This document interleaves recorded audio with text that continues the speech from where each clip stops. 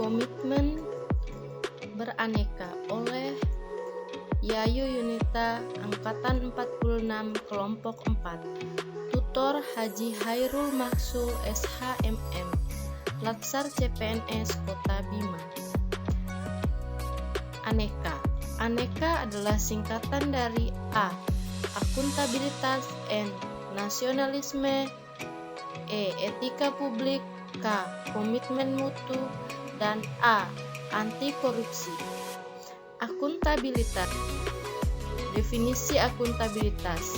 Akuntabilitas merupakan kewajiban setiap individu, kelompok, atau institusi untuk memenuhi tanggung jawab yang menjadi amanahnya, yaitu menjamin terwujudnya nilai-nilai publik. Aspek-aspek akuntabilitas. Pertama, akuntabilitas adalah suatu hubungan di mana hubungan dua pihak antara individu atau kelompok atau institusi dengan negara dan bermasyarakat. 2. Berorientasi pada hasil. Hasil yang diharapkan yaitu aparat pemerintah yang bertanggung jawab, adil, inovatif, dan hasil maksimal. Ketiga, membutuhkan laporan kinerja individu dan institusi. Keempat, membutuhkan konsekuensi, di mana konsekuensi ini bisa berupa sanksi ataupun penghargaan. Kelima, memperbaiki kinerja. Memperbaiki kinerja PNS dalam memberikan pelayanan kepada masyarakat. Penerapan dalam kehidupan sehari-hari dari akuntabilitas ialah ASN membuat laporan capaian kinerja harian, yang sering juga disebut dengan laporan SKP, serta bertanggung jawab dalam bekerja. Nasionalisme yaitu suatu sikap politik dari masyarakat suatu bangsa yang mempunyai kesamaan kebudayaan dan wilayah, serta kesamaan cita-cita dan tujuan. Dengan demikian, masyarakat suatu bangsa tersebut merasakan adanya kesetiaan yang mendalam terhadap bangsa itu sendiri. Nasionalisme ialah cinta pada tanah air, ras, bahasa, atau sejarah budaya bersama. Nasionalisme ialah suatu keinginan akan kemerdekaan politik, keselamatan, dan prestis bangsa. Nasionalisme adalah dogma yang mengajarkan bahwa individu hanya hidup untuk bangsa dan bangsa demi bangsa itu sendiri. Hal-hal yang mendorong munculnya faham nasionalisme: adanya campur tangan bangsa lain, misalnya penjajahan dalam wilayahnya. Kedua, adanya keinginan dan tekad bersama untuk melepaskan diri dari belenggu kekuasaan absolut, agar manusia mendapatkan hak-haknya secara wajar sebagai warga negara. Ketiga, adanya ikatan rasa senasib dan seperjuangan. Keempat, bertempat tinggal dalam suatu wilayah yang sama.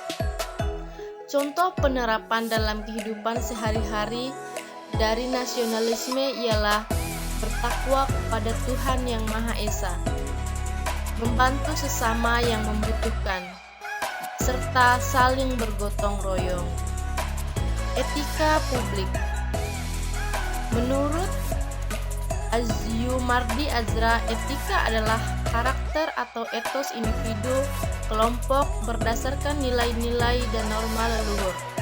Etika adalah tujuan hidup yang baik bersama dan untuk orang lain di dalam institusi yang adil, menurut Rikokur 1990. 15 nilai-nilai dasar etika. Pertama, memegang teguh ideologi Pancasila. Kedua, setia dan mempertahankan Undang-Undang Negara Republik Indonesia tahun 1945 serta pemerintahan yang sah. Ketiga, mengabdi kepada negara dan masyarakat dan rakyat Indonesia. Keempat, menjalankan tugas secara profesional dan tidak berpihak. Kelima, membuat keputusan berdasarkan prinsip keahlian.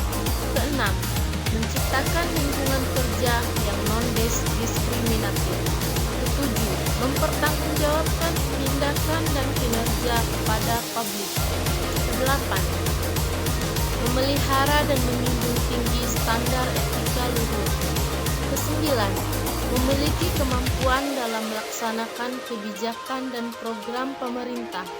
Kesepuluh, memberikan layanan kepada publik secara jujur, tanggap, cepat, tepat, akurat, berdaya guna, berhasil guna, dan santun. Kesebelas, mengutamakan kepemimpinan berkualitas tinggi. 12, menghargai komunikasi, konsultasi, dan kerjasama.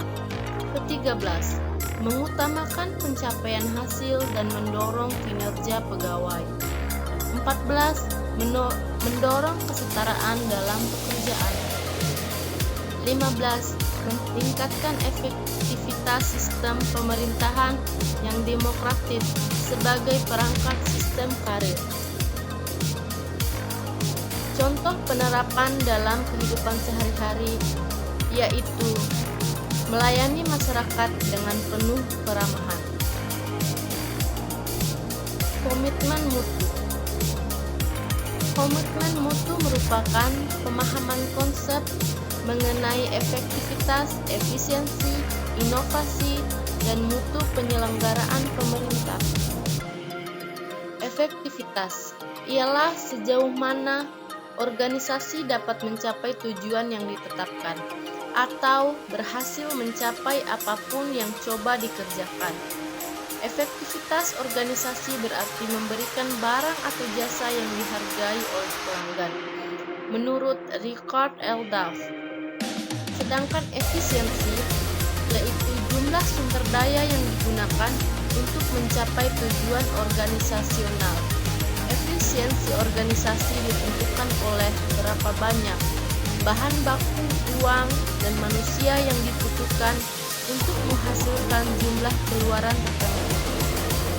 Efisiensi dapat dihitung sebagai jumlah sumber daya yang digunakan untuk menghasilkan barang dan jasa. Inovasi yaitu cara utama di mana suatu organisasi beradaptasi terhadap perubahan-perubahan besar di pasar, teknologi, dan persaingan. Terakhir, mutu yaitu apapun yang menjadi kebutuhan dan keinginan konsumen, menurut Edward Deming. Sedangkan menurut Cosby, mutu ialah nihil cacat, kesempurnaan, dan kesesuaian terhadap persyaratan. Contoh penerapan dalam kehidupan sehari-hari yaitu ASN harus berkomitmen untuk bekerja dengan efektif, efisien, dan berinovasi untuk meningkatkan mutu pelayanan. Menurut Undang-Undang Nomor 31 Tahun 1999, korupsi adalah tindakan setiap orang yang secara melawan hukum melakukan perbuatan memperkaya diri sendiri atau orang lain atau suatu korporasi yang dapat merugikan keuangan negara dan perekonomian negara. Dampak negatif dari korupsi. Secara umum, akibat korupsi adalah merugikan negara dan merusak sendi-sendi kebersamaan serta melambat tercapainya tujuan nasional. Di antaranya, pertama, tata ekonomi, pemborosan sumber-sumber, larinya modal ke luar negeri, gangguan terhadap perusahaan, dan gangguan penanaman modal. Tata sosial budaya seperti revolusi sosial dan ketimpangan sosial. Tata politik seperti ketidakstabilan politik, pengambil alihan kekuasaan, hilangnya bantuan luar negeri, hilangnya kewibawaan pemerintah. Terakhir, tata administrasi seperti tidak efisien, kurangnya kemampuan administrasi, hilangnya keahlian, hilangnya sumber-sumber negara, keterbatasan kebijaksanaan pemerintah, dan pengambilan tindakan-tindakan represif. Pencegahan korupsi. Yang pertama, perbaikan sistem. Memperbaiki peraturan perundang-undangan, reformasi birokrasi, menegakkan etika profesi dan tata tertib lembaga, penerapan prinsip good governance, dan lain-lain. Yang kedua, perbaikan manusia dengan memperbaiki moral, meningkatkan kesadaran hukum, mengentaskan kemiskinan, memilih pemimpin yang bersih, jujur, dan anti korupsi, dan lain. Contoh penerapan dalam kehidupan sehari-hari yaitu dengan menolak adanya penyuapan, serta memiliki karakter yang disiplin, jujur, dan bertanggung jawab dalam melakukan apapun untuk menghindari tindak korupsi. Terima kasih sudah menyaksikan Komitmen Beraneka.